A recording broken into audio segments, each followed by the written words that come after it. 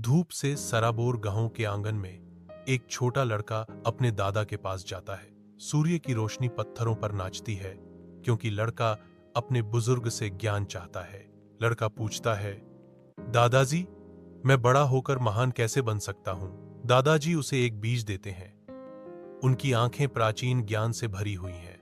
दादाजी ने निर्देश दिया, इस बीज को मिट्टी में बो, पानी दो और इसकी देखभाल करो। विशाल आकाश के नीचे एक कोमल रक्षक लग्न से धरती को सींचता है, एक मौन वादे का पोषण करता है। दिन हफ्तों में बदल जाते हैं, फिर भी धरती जिद्दी रूप से बंजर बनी हुई है, जो उम्मीद की सीमाओं का परीक्षण करती है।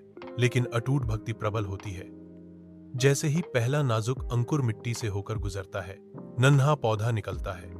खेत की विशालता के खिलाफ जीवन का एक प्रकाश स्तंभ। अति प्रसन्न होकर वह नाजुक जीवन को पोषित करने में अपना दिल लगा देता है। उसकी देखभाल हर गुजरते दिन के साथ गहरी होती जाती है। नई ऊर्जा के साथ वह पौधे की देखभाल करता है। उसका समर्पण दृढ़ता की शक्ति का प्रमाण है। साल गुजरते हैं, एक कोमल अंकुर को एक शानदार पेड़ में बदलते हैं, जिसकी शाखाएं आकाश की ओर पहुंचती हैं। पेड़ की आश्रय छांव में लड़का, जो अब एक युवक है, ऊपर की ओर विशाल शाखाओं को विस्मय से देखता है। उनके दादाजी आते हैं। उनका चेहरा समय और ज्ञान का मानचित्र है।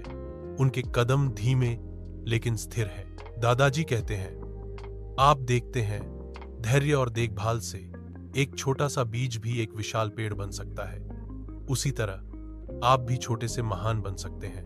नए संकल्प के साथ लड़के की आंखें चमक उठती हैं, गहन सबक को आत्मसात करते हुए।